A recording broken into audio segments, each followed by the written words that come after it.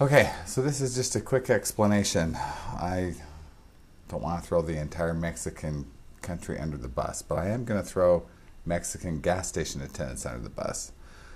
What happened, right? So I go on vacation down in Mexico, and if you know anybody that goes to Mexico on vacation, you should forward this video link to them, or if they go out of the country.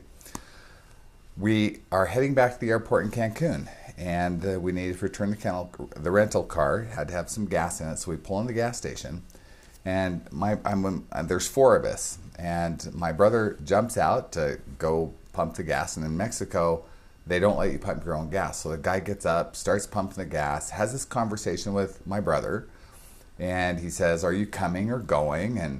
And my brother says, "Hey, we're leaving. We're catching the plane. Been here for a week."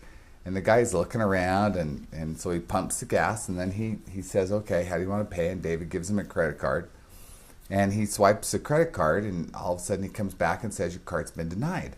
And we're thinking, what? Right? So he shows him something in Spanish that says, "No, it's denied. You need another card." So then he comes up to me.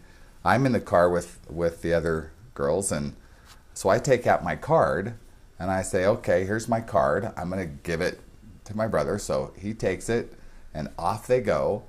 And then the guy goes into his little spot and runs the card, and he comes out, and lo and behold, he gives me the card back to my brother, and then my brother gives it back to me. Thank you. And so I'm thinking, oh, cool, it went through. So I'm putting it back in my wallet, closing my wallet up, and we start talking about David's card that got denied. And we're like, wow, that's really crazy. We're really lucky my card went through because now we can go. And so we turned the car and head to the airport. And we were waiting a little bit, so we thought, well, I'm gonna grab a bite to eat. So I pull my card back out, and I give it to the TGI person, and my card gets denied, but David's cards goes through. And I'm thinking, this is really weird. So I grabbed my card, put it back in my wallet again, whatever, went on my way, used a different card to pay for it. When I get home, Chase calls and says, "Hey, you've got a boatload of charges on yours. Are you sure these are yours?" And I said, "No, I'm not sure. What are they?"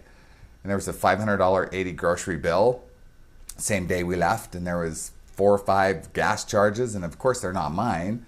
And so they're good. They closed the card down, and they were like, oh, it's really weird that they were able to do this because usually you have to have your card. And I said, "No, I've got my card. I've got it. I'm good to go." And then a couple days later, I was out again, and I pulled the card out, and I was going to use it. And I thought, oh, I can't use this card because Chase closed it down. And I'm looking at it thinking, dang, that's too bad. And the more I look at it, all of a sudden, I'm thinking, oh my gosh, it's not my card. So if you look at it there, sure enough, it doesn't have my name on it. And I'm thinking, my card got flipped. And so now, after I put it all together, I'm thinking, oh my gosh, this guy's really sneaky. He went to the gas station, he started a conversation, right? This is a classic misdirection. I don't know if you ever watched the Four Horsemen movie, but it was a classic misdirection. And so thinking back on it, first of all, the guy picked up a boatload of information because he knew we were leaving, because he started this conversation. He knew there were 4 people in the car, so he knew we were already having a conversation and not really focused on what we were doing. And then when he swiped the card, he knew we probably didn't speak Spanish very well because he showed it to us and we're like, well, okay. He also knew we weren't paying with pesos because we used our card. So he had a bunch of information about us, and so he denied David's card. I'm not sure he actually even ran it, but he indicated it was denied, and then he asked for another card, knowing that we were now under pressure to make the plane and probably didn't have pesos. And so when we got the second card, and he went into his little place to run the card this time, make sure he was connected to the internet when he ran it, and then while he was in there, he switched cards on me. And when he brought it back out, this card was obviously denied. So that's why it didn't work at the TGI Friday. But anyway, just the lesson to be learned is A, never let your card get out of your hand, right? Because if you do, you're in trouble. They tell you that all the time. Second, if your card's denied and it doesn't make sense, then don't let that slip along the way. Something funny is going on. Your card is not going to get It's not denied. even signed.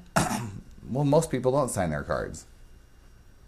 Anyway, the second thing is don't do that. And the third thing is somebody starts getting a lot of information out of you, you should question, why is he asking so much information? So anyway, food for thought. Now I have to redo all my accounts. I've got to fill out the paperwork, put all the charges in dispute, simply because the guy swiped my card. So now he's got my card sitting in Cancun, and the next person that comes through to pay with a Marriott Black Rewards card is going to get my card. And the same thing's going to happen over again. So really, really interesting. Be careful when you're using your card. Have pesos for gas. Good luck. Cash for gas.